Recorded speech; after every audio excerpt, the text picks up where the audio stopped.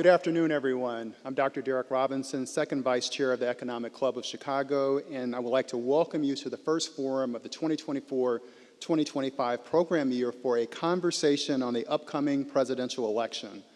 As many of you know, part of the club's mission is to discuss timely issues of the day affecting Chicago, Illinois, and the globe. And I can't think of an issue more consequential than the upcoming presidential election. We are fortunate to have partnered with the University of Chicago's nonpartisan Institute of Politics on this program and Executive Director Zinat Rahman, who will now say a few words about the Institute of Politics and introduce our panel. Zinat?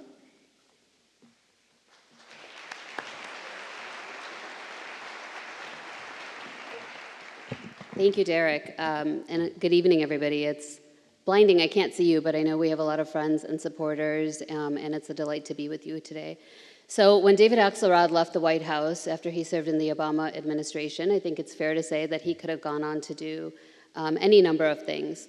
But what he chose to do was bring his talents back to his beloved Chicago, where he started his career as a cub reporter for the Chicago Tribune, and back to his alma mater, the University of Chicago, to found the Institute of Politics. I think a part of him also felt, why should Harvard have one and we don't? And since its inception, the Institute of Politics over the past about 12 years has become one of the most important civic institutions in Chicago. We've trained thousands of young leaders with the skills that engaged citizenship requires. Every year, we place hundreds of interns, students in internships across Chicago, across the country, but across Chicago and beyond, building a strong pipeline of talent for our city. And at a time when political culture is overwhelmed by the examples of division, distrust, and discord, IOP shares a different model, one that is marked by the shared values of civility, rigorous inquiry, and public service. And we know, and I'm sure all of you agree with me here, that free expression should be central to a healthy democracy, and it is central to every single thing we do at the Institute of Politics. Our mission demands that we host leaders and thinkers of diverse viewpoints, backgrounds, and experiences to create meaningful dialogue. For example, you'll regularly find our Pritzker Fellows, people like Doug Ducey, the former governor of Arizona, or Tony Blinken, the Secretary of State, engaged in intimate conversations with students in our living room. This past summer, we were at the RNC and the DNC. We trained over 450 young people from 80 colleges across the country in voter education and mobilization efforts. And then, of course, this fall, in the midst of an intense election season, we're applying that same thoughtful approach. In October, we'll explore issues such as the policy nexus on the left and right with two Capitol Hill denizens, a look at the history of effective activism, a deep dive into what a second Trump administration would look like with former senior officials from his administration. And you're all invited. And so if you want to find out more, it's politics.uchicago.edu. Please join us for all of our events. Many of you will know David from his political commentary, but what you won't see is the countless hours that he spends mentoring our students and how it lights him up to see one of our students embark on their public service journey. Now, when he founded the IOP, one of his first calls was to his friend on the opposite side of the aisle, Bill Kristol, and it was to ask Bill to join our board, and Bill immediately agreed and has served since the founding of the Institute of Politics. It's rare that Bill comes into town to Chicago and doesn't call me up and ask for a student mentorship session in our living room, and so he has been indispensable in helping to shape the Institute of Politics.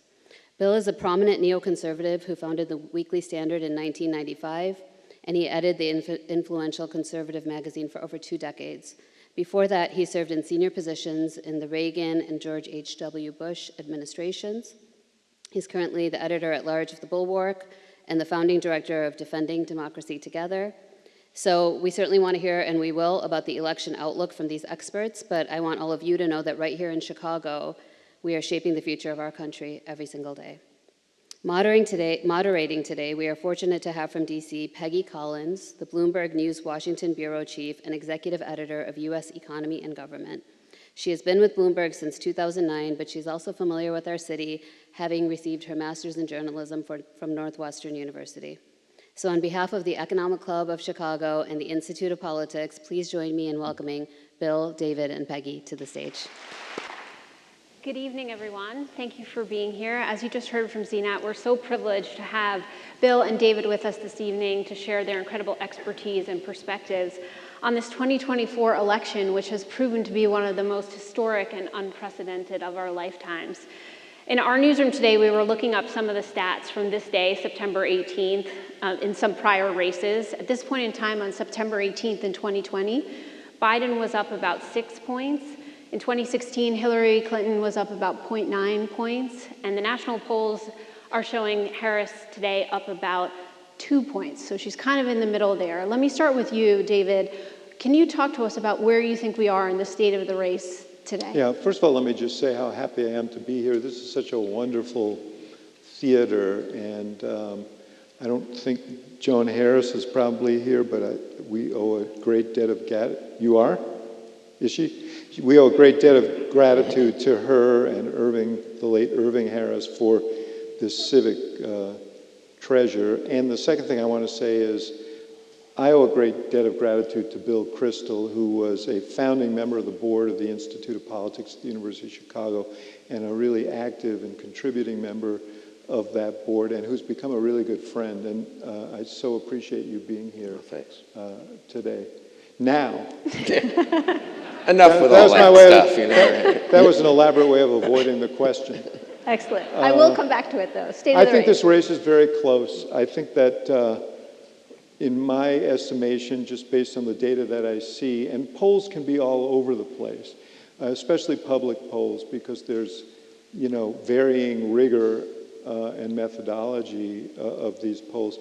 But in polls that I trust, I think that Kamala Harris probably has a lead of about 1.5 to 2 points, close to that average, and that these battleground states are very, very close. I think Pennsylvania is probably tied, Michigan probably tied, a little lead in Wisconsin, probably behind in the other states, but within the margin, and certainly competitive. But I think this is going to be a very close election, with all that portends, not just before but after the election. Bill, what do you think? Well, first Where of all, are we? I, of course, agree with David. I have to say that, since we're here on his home turf. He's an iconic and mythical figure here in Chicago. He knows why. That's what he tells me. I don't know. Is that not true? I'm shocked. I said I was a rumor, not a myth. I see. Okay. Anyway, it's good to be here. I've not been in this theater, so it's great to be here. I've lived in New York and Philadelphia and Boston and Washington. I try to avoid getting outside of the Acela corridor, so it's nice to visit real America occasionally out here, but I do have some... Give us the trenchant Washington analysis. I do have some Chicago. My mother came here, never having left New York, barely having left Brooklyn, I suppose, in 1940, 41, I think maybe, to be a graduate student at the University of Chicago in history, and that was her. And my father came with her, and then he worked here a bit, and then got drafted and was in one of the Chicago...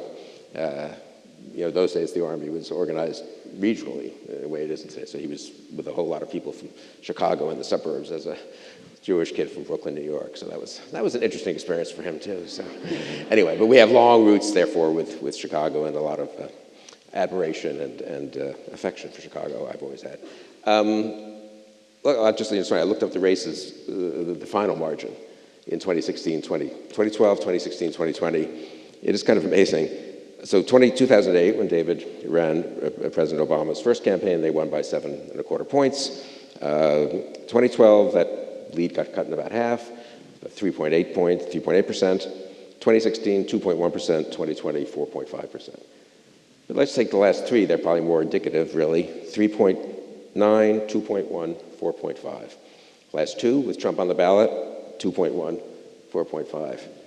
I mean, we've never had in modern American history, I'm not sure we've ever had in American history, so little variance from race to race. I mean, you're talking about tiny movements, 1-2%, right? Big movements, but still very dependent on all kinds of random events happening at the end. And now there was movement within the electorate in those races. The composition of the race of the electorate in 2020 wasn't the same as in 2012, even though the result looks sort of similar in aggregate terms. But even there, it was more of a acceleration of trends that were already happening. Non-college educated going more towards the Republicans, college educated, especially in the suburbs, especially women, going more to the Democrats, et cetera. So we've had this the point I'm making is extremely polarized electorate along all kinds of socioeconomic lines, education in particular, a lot of geographic sorting. And you'd think Donald Trump is a pretty different kind of Republican. You could argue that you'd sort of expect Obama, Clinton, Biden, Harris to be similar-ish in terms of results. Obama was a better politician, I would say, a better candidate. But, they basic similar message. It's kind of amazing, it shows how strong the polarization is, that Trump's vote is the same as McCain's and Romney's.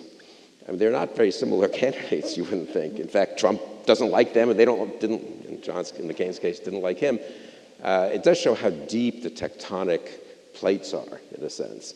And so you get these campaigns where we're, analyzing every poll, as we have to, for 1 or 2 or 3% movements. But it's kind of, it makes it very hard to predict, right? It does mean that when you're at 0.6% in some state, anything could tip it over one way or the other. So what Bill's saying is we really don't know. We don't know anything.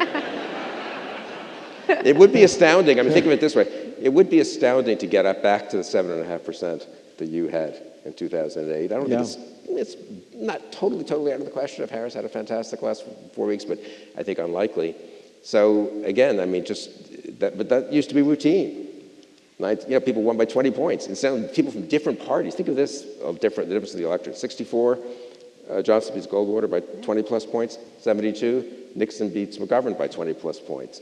1980, Reagan beats Carter, but still on just over 50%. Reagan's at 60% by 84. You had 10%, 20% of the electorate moving back and forth, depending on their judgment of the success or failure of the incumbent president, or whether parties' candidates too extreme. And significantly more ticket splitting, so you could Huge. have people voting for a presidential candidate of one party and a Senate or a congressional candidate of another party. Very uncommon. Now there are only three senators left, or there are 4 senators left in the Senate right now, 3 Democrats and a Republican, who represent states that are opposite from the party that carried the presidential race, the last presidential race. So, we are deeply polarized. One of the questions is Trump himself, and Trump has a very high floor, but he also has a low ceiling. He's never really gotten beyond 47, 46, 47% of the vote. The question is, can he? And that's one of the questions we're going to see answered. Or do the third parties again chew up enough? And it doesn't look like that's going to happen. So that's a wild card here. Yeah, I mean, the simplest way to think about the race, just to take it was Trump. It's hard to. I wish personally this weren't so, just to put my cards on the table. But I don't think Trump's going to go below where he was against Hillary Clinton in 2016. So that's 46.1. So he starts off with that. He increased his vote share after 4 years as president to 46.8 or so against Biden. I don't know. You could predict that he'll get in that range. You could predict he'll increase again by almost a point, which gets him to 47.5, 48. Given the Electoral College, that's getting pretty close to winning. The big question for me is are there Trump voters who didn't vote for him in 2016 or 2020? And I think I myself am just uncertain about that. I mean, my world is I think the answer, had the president stayed on the ballot, the answer would have been yes. Right. That's a good way of putting it. Well, David, you ran a successful campaign for Obama in 2008, which Bill was mentioning, but also his re-election in 2012. About 50 days left. If you're working on the Harris campaign right now, what are you actually doing? Help us understand what you would be doing right now to get her the extra votes, or if you're on the Trump campaign, to get him those extra voters to come out. Well, first of all, I mean, you are focusing on the places that are going to determine this election. I mean, we all are sitting here in sort of no man's land, which is 43 states in this country where, we're not really participating in the presidential race. But we do still love Chicago. Yes, we do. We do love it. No, it has many, many virtues, but one of them is it's not a battleground state, which many people may consider a virtue here. I don't know. But, this is not where the election is going to be determined. And so, you're doing a lot of sophisticated analysis about what is the most likely path to 270 electoral votes. And you're ranking those battleground states accordingly. You're apportioning resources accordingly, both in terms of media and organizational and candidate time, which is one of the most difficult and unrenewable resources you have to try and put that 270 together. And within states, you are making judgments about where to put resources in terms of media markets and organizational efforts and so on, all to try and eke out narrow wins that will add up to 270 electoral votes. And it's, you don't have a whole lot of margin for error here. So these are excruciating calculations. It's interesting. We've been looking a lot at Bloomberg at how many people moved after 2020, 2021 because of COVID, and whether or not it is changing that path to 270 in any way because literally of where people live. Are there any states, Bill, that you're looking at somewhat that maybe aren't the typical 6 to 7 swing states that could be a surprise?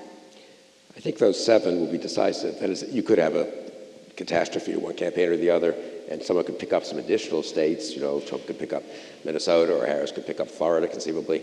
But that would be, they've already won all the swing states. So it still remains those 7. I do think within those 7, there's some movement. I think North Carolina looks perhaps more promising than it would have been, given that it's the state Trump won. The other 6 swing states are all states Biden won. That's a possible pickup, I think. It was only 80,000 votes in 2020. There's been some demographic movement into the state, Research Triangle and so forth, that would seem to be more Democratic leaning.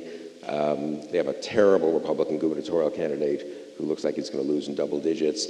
And you could have a kind of reverse coattails where that sort of makes the whole Republican Party look crazier than even it does with Trump and Vance, if I can be permitted a partisan comment, but whatever. But it makes a difference. I say the opposite in Georgia. Brian Kemp is the totally respectable Republican, mostly respectable Republican governor of Georgia. He wouldn't throw the election in 2020, nor would Raffensperger, but they support Trump. So I think if you're an, Republican-ish business type in the suburbs of Atlanta, you could talk yourself into being for Trump because, hey, Kemp and Raffensperger don't seem that scared about, democracy being in peril or whatever, and I like the tax plan better. Whereas I think in North Carolina, you see a little more up close kind of the ugly side, if I can put it that way, of Trumpism. One point just on the swing states, which I think is important. I always say this to our younger people at the Bulwark, too. One problem, we're not in swing states in D.C., Virginia, Maryland, or Chicago. So you follow, of course, the news avidly. You see all the controversies, Arlington Cemetery, Springfield, Ohio, the attack on the Haitians and so forth. And one assumes that's the main story in the news cycle of the day we all talk about. But actually, I talked to an old friend from college who lives just outside Pittsburgh. In the real world of swing states, they're seeing nonstop paid media, both on television, network television, cable television, but also digitally these days, which is just pummeling them. And both campaigns have enough money to basically just buy up everything at this point. You literally can't watch a Phillies game or a Steelers game there's no ads except for now for the ads, especially if there's also a Senate race, in that state. And which means, but we don't see that. Now, there are services which you have access to, and we do, and David knows them, obviously, where you can see what the ads are that are out in those states and how frequent they are. But most people don't know that. So, for example, everyone's obsessing about the Arlington thing, which I was kind of interested in and upset about Trump's behavior there, and then very much on the Ohio, the Springfield stuff. But actually, in Western Pennsylvania, my friend from college said, it's all immigration. And it wasn't the Haitians. It was the border. And it's mostly that, and then a little bit Harris's 2019 positions that she's trying to distance herself from. And so for us, that was a story 3 weeks ago, the 2019 positions in the earned media, right? And we all covered it, and then it kind of moved on. Harris adjusted a little bit. If you actually live in Pittsburgh, and especially if you're haven't followed things super closely, all you see is ads of Harris saying in 2019 that she's against fracking, that she's against private health insurance, and whatever else she said. Also distorted a little bit, so it looks even worse. And maybe they don't hear they don't know that she also put out a statement 3 days ago that got a little pickup in the online, but not prominently, walking away from those positions. So I do think it's harder as a reporter, I think, don't you think, to follow these races because of the disparity between what people in swing states are hearing and seeing and what the rest of us are seeing. There's just so much information, but also in this election, especially since the June debate, it's just felt like every week has been a year of events. And I will say just in the past week, we've had what looks like it's going to be the only debate between Harris and Trump just last Tuesday. And then Sunday, we had another apparent assassination attempt. And just saying the word another is, again, unprecedented. So how much do you think just those two events alone, the debate and the events on Sunday, have changed the race, if at all? I think there was a little bit of a bump from the debate. I don't think it was huge because, as Bill points out, there's not a lot of elasticity in the electorate. But I think she accomplished something with that debate, and there, but I don't know, whether that bump is a kind of bump that will endure, because there's, as you point out, there'll be so many intervening events between now and November 5th that I think, we saw this assassination attempt. I mean, that was a fairly traumatic thing that happened this summer when he not only, shots were fired and almost killed him. And look how quickly that faded from the discussion.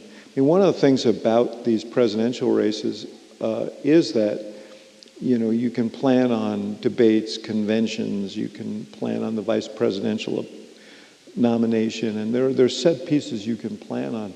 But you have to count on the fact that there are also going to be things that you can't predict. There are things going on in the world now. We don't know. The Middle East is heating up again in a way we didn't anticipate. And, we don't know what's going to happen in Ukraine. And we don't know what kind of act, as this race heats up, God forbid somebody else, imbalanced person could act on their impulses and provocations they see.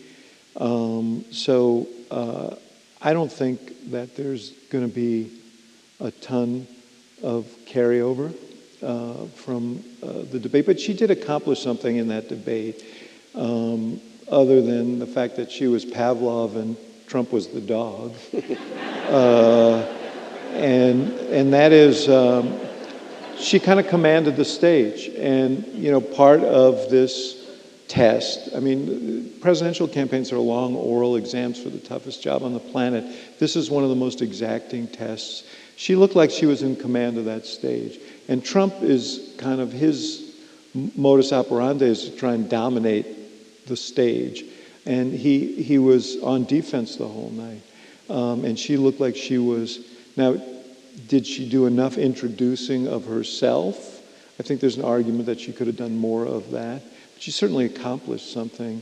And I don't think that just goes away. I think that does add to people's sense of who she is. It may not be enough, but it was positive.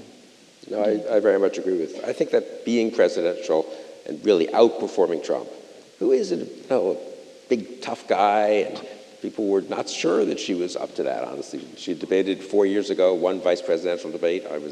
She was after vice president. We had a debate against Al Gore. Dan Quayle did fine, but the pressure is not the same as in a presidential debate, and not if there's going to be one of them.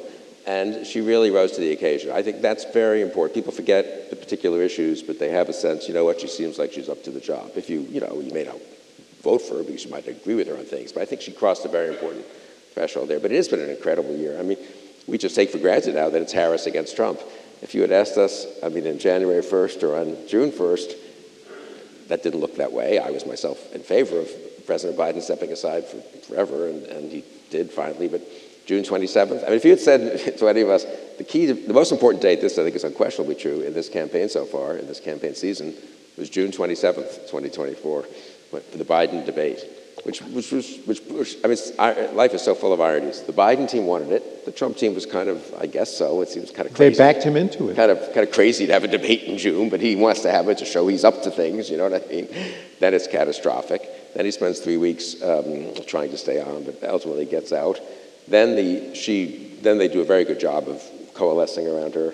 Then she has a very good run up to and through the convention. I mean, that was when that's the biggest movement in the race so far, right? Yeah. Biden's probably down 3-ish, 4 maybe even, and going in the wrong direction.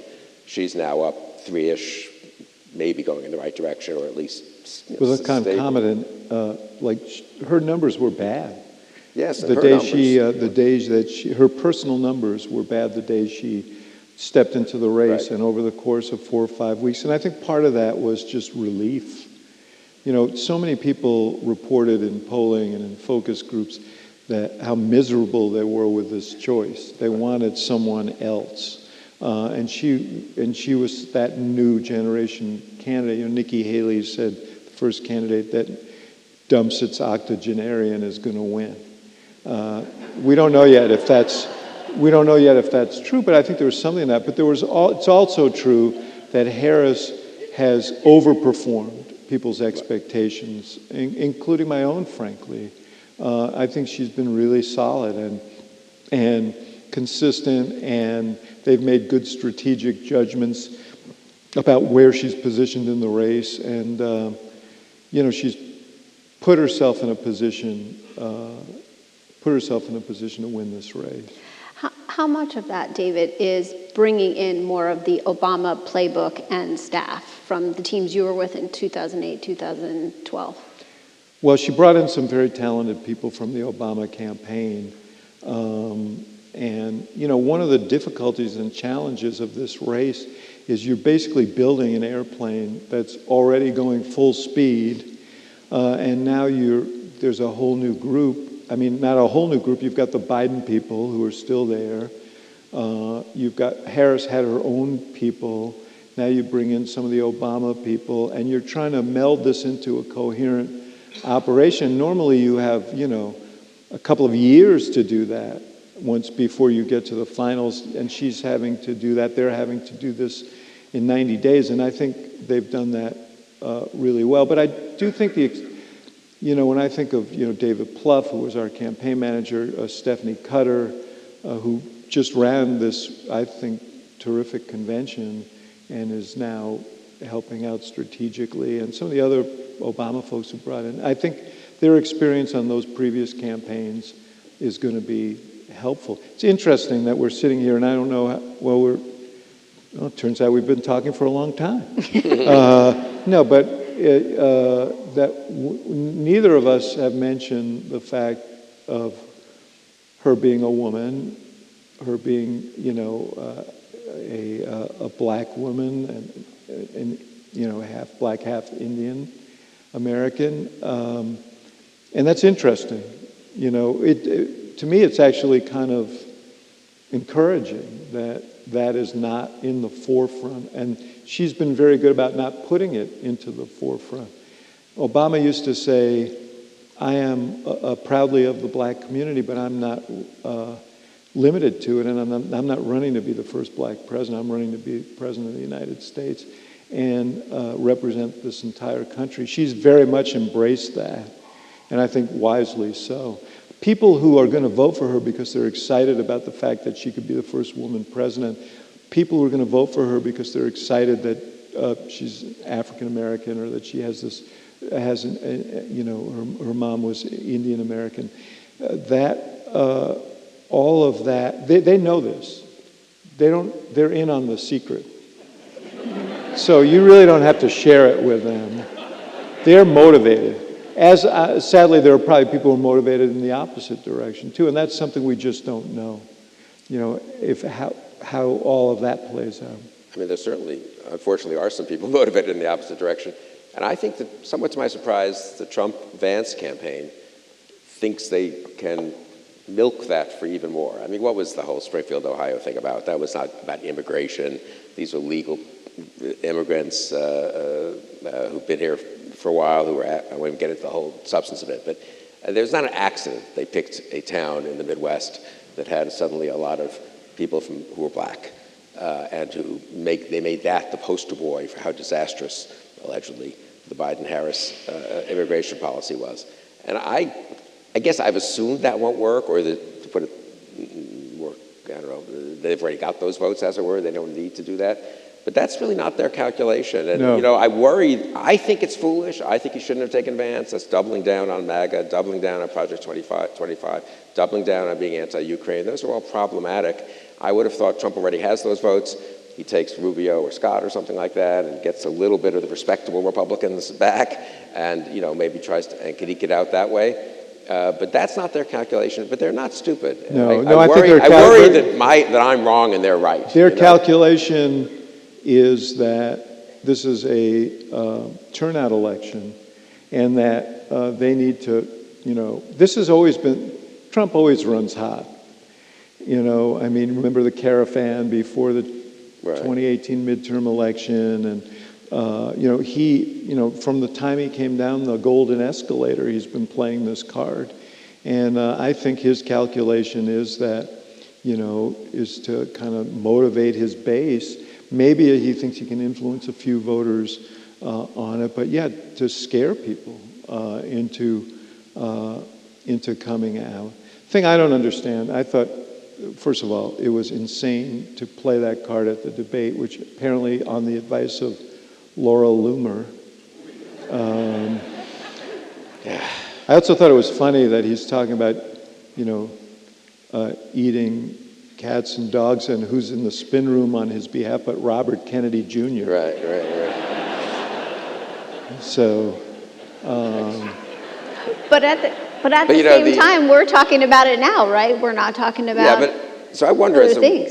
I had a debate with one of my colleagues, Jonathan Last, who thinks it was kind of clever of them as they got this story off the debate, off the after effects of the debate, and we're all talking about it. Now, I don't quite agree with that because it sort of depends how you're talking about it. If we were talking about the border, I would say that would be good for Trump, most likely. Well, she was border czar for 3.5 years. How come there's been all these problems? And then you can be very demagogic. There's a legitimate issue there, and there's plenty of room for demagogy, right, with people who have been murdered by immigrants and so forth, undocumented immigrants, and God knows they're doing that in pay TV in the swing states. Getting onto the Haitians in Springfield, that seemed a little crazy to me. And but as I say, I'm worried that I'm underestimating how potent that could be. I also think you got PTSD. Yeah, I do. And also, I do think the issue that we're not, this is what's hard to tell if you don't see the paid ads. What's the strongest issue for the Democrats? I've got to say Dobbs and overturning Roe and reproductive rights. That was unpopular when it happened. It's more unpopular today. The states in which are the key swing states, the issue is sort of front and center in several of them, or was in 2022, so it's in people's minds that Trump has not convincingly said he would veto a national ban, so you could have such a thing if you have Republicans Congress and Trump. You have all these stories from states that have, where women have really been mistreated and so forth. And we're not talking about that much in the back and forth because we're talking about other things. Now, does that matter if they have $100 don't you million think I thought she prosecuted that case pretty effectively in the debate. But then it's sort of gone One of the away. things that I do you noticed... think, you were in this so much, do you think they are making this case sort of beneath the radar? I do. In Pennsylvania? Yeah, I do. I think it's very motivational, and they're using it in that way. And not just, all over. And there are some states, Nevada, where this is on the ballot, Arizona, it's on the ballot. But I will say this.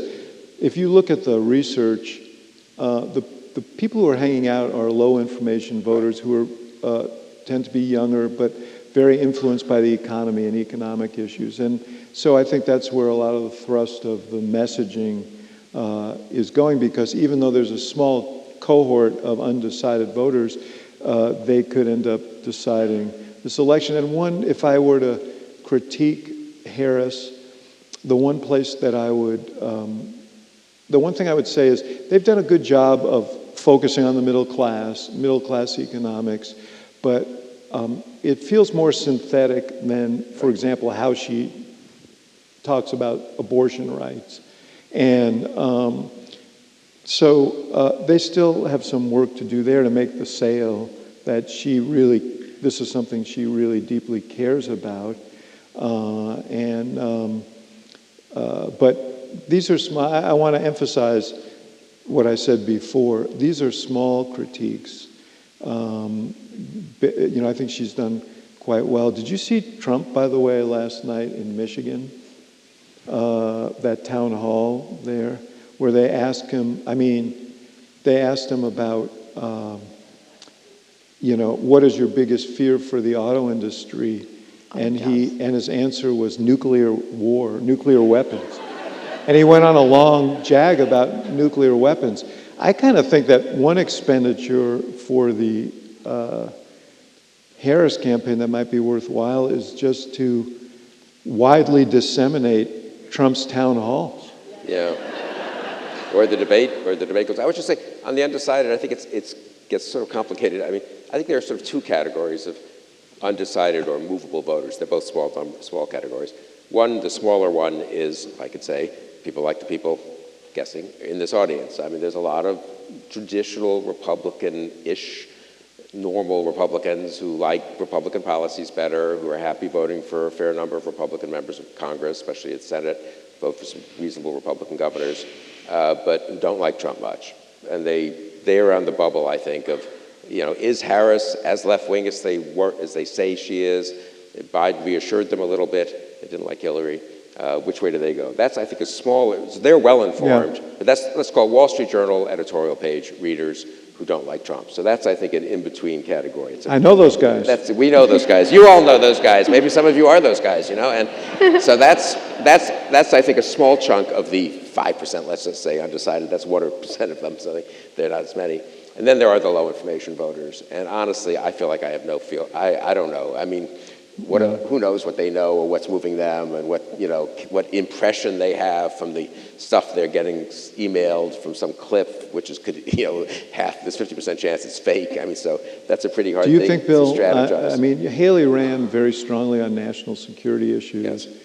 Now, are those three guys the Wall Street Journal editorial readers who don't like Trump? Is that something they respond to, or are they sensitive to this idea that she's going to be way left on economic issues? So both. I think she needs to be not way left, and she isn't really. I don't believe it won't be on economic issues, but the more she can reassure people about that, and the more she can take advantage of what I do think the recovery finally is percolating down a little bit more into people's consciousness, consumer confidence, so forth. The Fed today will help that. And so I think it's a little easier to make the case. Carville made this point to me last week.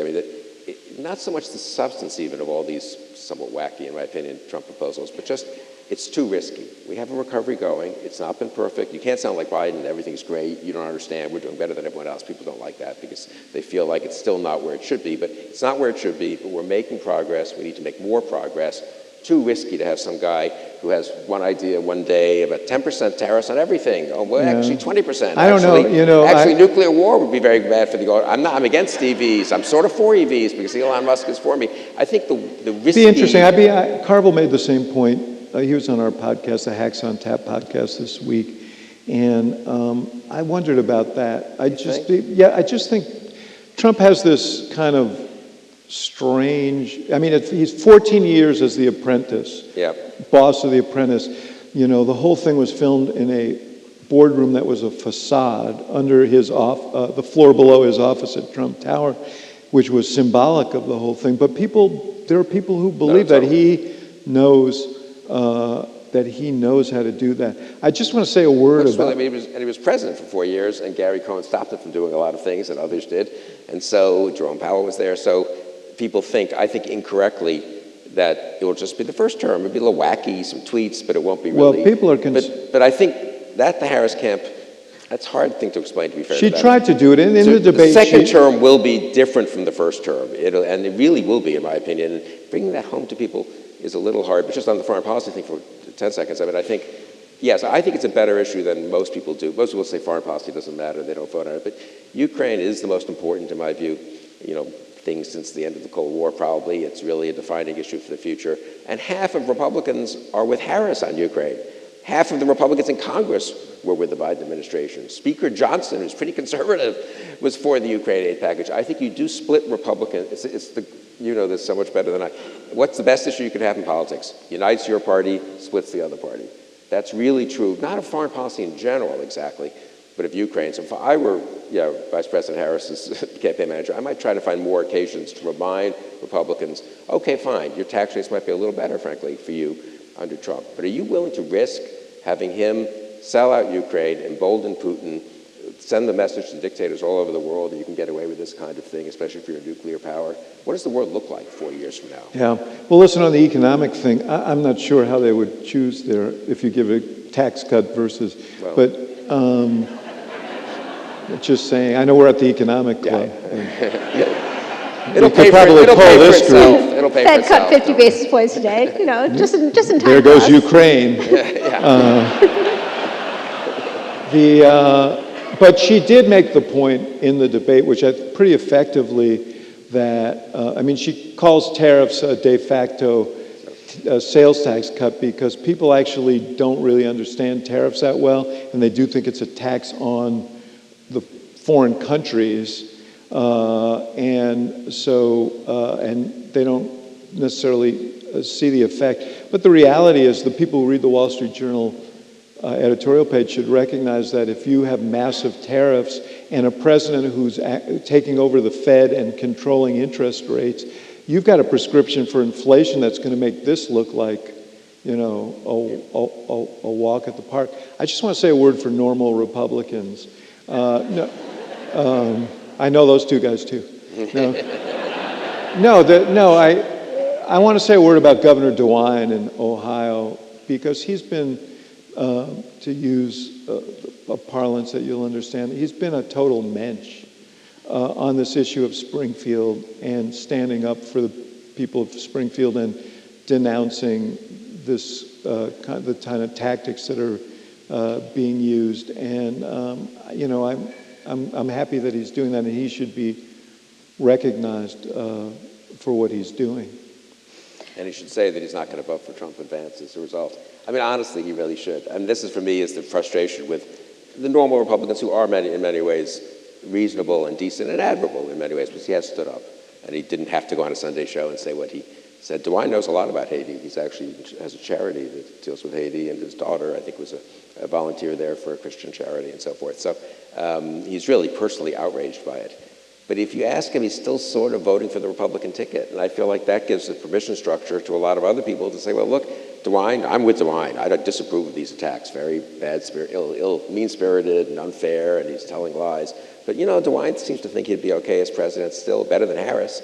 So okay, I can so do that. maybe So that's not, where, for maybe me, not, they need to go where Liz Cheney went. Yeah, and on that island with her. Yeah, right. All six of us, yeah. So maybe not a total mensch, but he's... No, but he's been admirable, don't get me wrong, and he's under a lot of pressure. I was just going to challenge you, though, just a little bit on that, Bill, because you were saying earlier that Trump is such a different candidate than, McCain or Romney, but at the same time, the numbers in terms of when the votes come out haven't really shifted that much. So what's really resonating?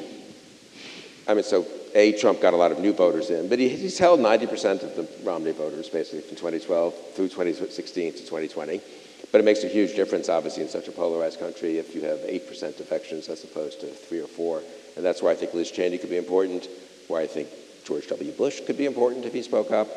But mostly Harris, look, they've gone, and the Harris people agree with this. Why did they have Kinzinger featured so prominently at the Republican convention? Why did they, and this was amazing to me, it hasn't gotten enough commentary. The hour, but it made me happy, so I'll say a word about it. The hour before her speech, so that's the second most important hour, I would say, what did you say at the convention, maybe the VP speech the night before as well. The Kinzinger spoke, then Leon Panetta spoke. Now, Leon Panetta, who was fantastic. He's fantastic. He's a wonderful man. He's not a famous Democratic, orator, right? He hasn't really been involved in politics and he gave a total foreign policy speech, and he spoke as a defense secretary, as chief of staff for Clinton, and then defense secretary for President Obama. And CIA director. And CIA director, and he gave a very American leadership, global responsibility, pro-Ukraine speech. He quoted Ronald Reagan. I thought I'd died and gone to heaven. There's the Democratic convention. The Democratic convention, half an hour before the nominee is going to speak, and Leon Panetta is quoting Ronald Reagan. And I do think that shows that Harris and her team understand that there are voters to be gotten there, and they believe it too, to be fair. Harris herself at the debate then referred to the late, great John McCain. So I've died and gone to heaven twice during this campaign. It's like the Democrats love McCain and Reagan. They're my two favorite Republicans from my time in Washington. So if nothing else happens, you'll have died and gone to heaven several times. Yes, right. Something else will definitely happen. Yeah. I can promise it shouldn't, you that. as my grandfather said, shouldn't be a total loss. We are getting closer to time here, so I want to make sure we don't forget about Congress. We've talked a little bit about it, but not much. You're obviously not the average American. Yes. But it could potentially be consequential, and there are a lot of races that are changing up right now. We're looking closer at Iowa, for example. What do you think on Congress? How is that looking to you in terms of, could there be a sweep? I'm interested in Bill's thoughts on this. My supposition is that Republicans will take the Senate. I mean, the odds are, because of the way this is aligned, you've got a lot of Democratic incumbents who are up, and two of them are in those states that, three of them really, West Virginia's gone, Manchin's gone, and you can concede that state to the Republicans. I think John Tester's going to have a very hard time in Montana, and Sherrod Brown in Ohio is he has the best chance of the three, but it's still difficult because if you've got a Republican at the top of the ticket who is winning by 8 to 10 points, that's a lot of headwind for a Senate candidate. And there are other incumbents who have some risk here in Pennsylvania. In Wisconsin, there's an open seat, Democratic seat in Michigan. I think they'll win, but I do think they'll get enough to take control of the Senate. The House, I think, the House I began the year thinking that Democrats were going to take the House. As Biden began to sink, I felt like he might take the House with him, which is, I think, one of the things that motivated Pelosi to go see him. Now I think that it's back to a very competitive situation. I think that much like the presidential race itself, it's kind of a coin flip, and that could go either way. If Republicans take the House, though, it's going to be by a similarly small margin, and that portends bad things because as we're sitting here now, perhaps staring, I don't know what happened today, staring at another government shutdown because you got 25 crazy people in the Republican caucus who the Speaker can't control. We're going to be looking at more of that. I mean, as just one footnote, I agree with everything David said, but as a governance matter in 2025, it's pretty likely that even if Vice President Harris wins, I do think if she wins, Democrats probably take the House with a very narrow margin, but there'll be a fair number of moderate Democrats in the House, who, as happened this time too, who will check some of the things I don't know that she'll want to do them, but some people will be pushing for it. There'll be a bit of a check. And anyway, Republicans will probably have the Senate. So you're probably looking at divided government under a President Harris.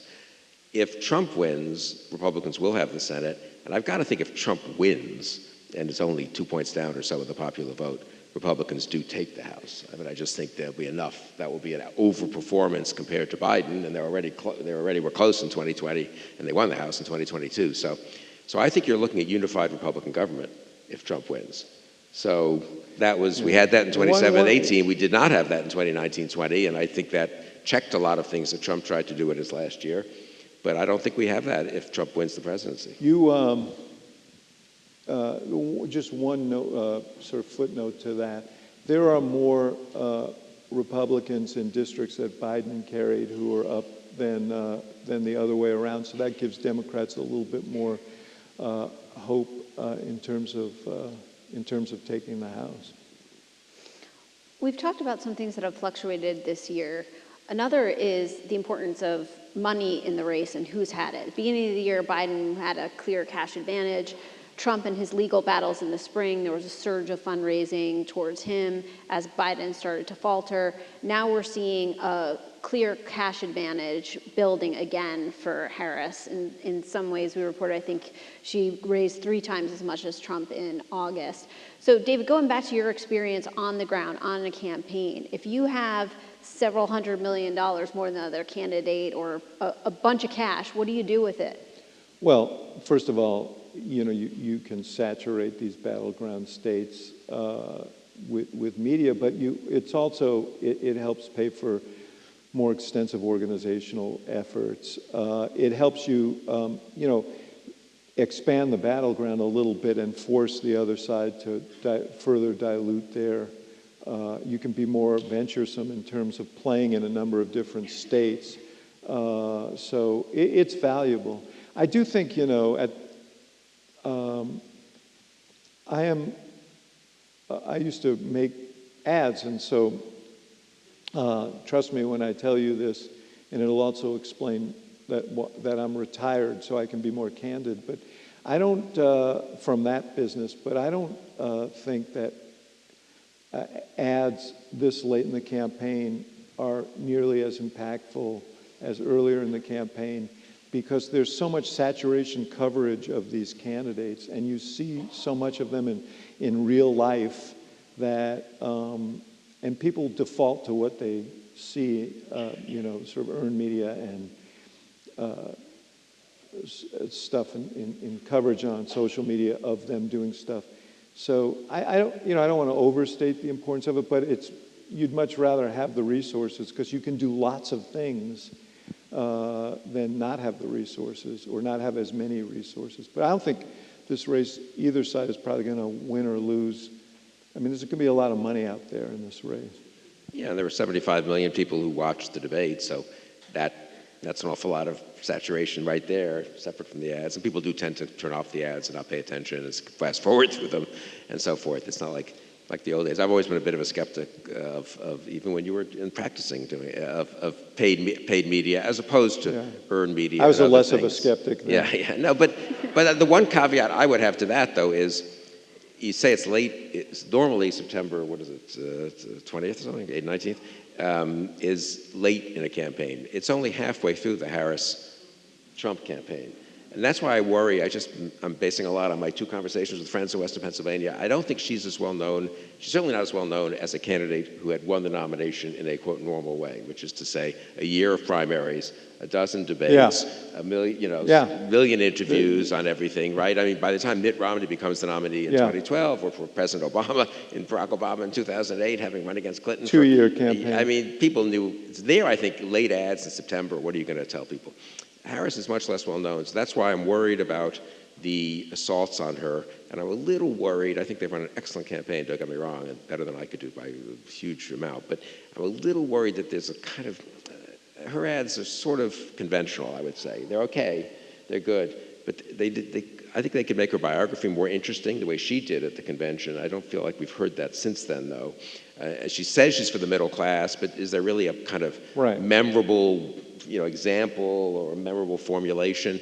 I just feel like they could one step more of introducing her, one step more of her forward-looking agenda, because they are just pummeling her on everything she's ever said or may have said or is reported to have said in the past. Yeah, this being dropped in the race 90 days out is an asset, and it's a liability. It's an asset because you get to navigate around the primary process, which often pulls a candidate to the left or to the right, and she avoided all that, and the party was unified behind her very, very quickly. It's a liability for the reason you say, which is that normally you get a chance to, develop your messaging and your profile over time, and people know you very well. And you might say, well, she's a sitting vice president. People don't know vice presidents. They sort of do, but they don't. And so she really is continuing to introduce herself to the American people. And, the interesting subtext to all of this in the race is that, who is the incumbent in this race? And that's a big struggle in this race. She talks about turning the page.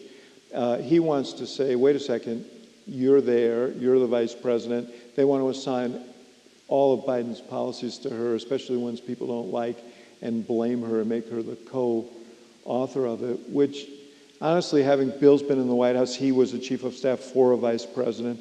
No one talks about, the Quayle years or the Pence years, or, that's just not the way it works. So This is the struggle. Are people going to hold her accountable for what Joe Biden did or didn't do in their own estimation? And it'll be interesting to see. I think we only have time for about one more question, so I think I wanted to ask you both. If you take off your party hat or affiliations and you just think about what's at stake in this election for the American people, what would you say? I mean, I've been anti-Trump from the beginning, and one reason was that I did think it wasn't a normal, there are other Republican candidates I haven't loved, but I thought this was different, and I do think there's a kind of irresponsibility and recklessness, but also a genuine authoritarian streak that Trump has and that the people behind Trump have much more now than they did in 2017. So I think a second Trump term would be pretty dangerous, both abroad and at home. So I thought it was telling, just in that vein, that the person who he held up as his global kind of endorser, his global seal of approval, was Viktor Orban of Hungary, who has basically turned Hungary into a zombie democracy, eroding freedom of the press, gutting the court system there and packing the court system there with his own supporters. In many ways, he is a prototype of what I think you might expect from Trump. Now, having said all that, and I think it's important, I sat at an economic club meeting, some of you may have been there, after the 2016 election, and I talked about my neighbors in rural Michigan who had voted for Trump, some of whom had voted for Obama, and sort of what their worldview was about what their place was in the world. And, I talked about my neighbors in Chicago and how they looked at each other. And there was a huge gulf then. That's a chasm now, in part because Donald Trump has exploited it. But there are people, I feel deeply what you feel about the urgency of this election because democracy is so, fundamental. My whole life has been devoted to this. My father was a refugee from Eastern Europe, and I believe so deeply in what this country represents. And he fled the kinds of things that, I fear in some ways. But having said that, if you're sitting around the dinner table thinking about and talking about the future of democracy, it's probably because you don't have to worry about the food, how much you paid for the food on the table, or some of the kinds of day-to-day concerns that really are front of mind for a lot of people in this country. And I want to be a little critical of my own party because I think one of the things that Democrats do is they still have this sense of advocacy for working people, but it's sort of like Margaret Mead approaching the natives. It's like, and we are here to help you, and we're going to help you become more like us. And it carries with it a kind of unintended but felt disdain, like what you do with your, working with your hands, working with your back, farming, manufacturing. That is less than what we do sitting in front of our computers and doing the things that we do. And I think Trump has really, that sense of disrespect, that sense of disdain is something that he mines for his own purposes. So I think we have a problem in this country in that there are a lot of people who feel like they have been left behind in the deal. And it is important to be cognizant of that and address that. So I think that's a danger that needs to be remembered, because if we don't address it, we're going to continue to see what we've seen. And then the last thing I want to say, they froze the clock, which means cancel your evenings. We have 5 seconds left in perpetuity. I want to thank you guys, and I want to thank the Economic Club for hosting this with the Institute of Politics. Well, Bill and David, thank you to you.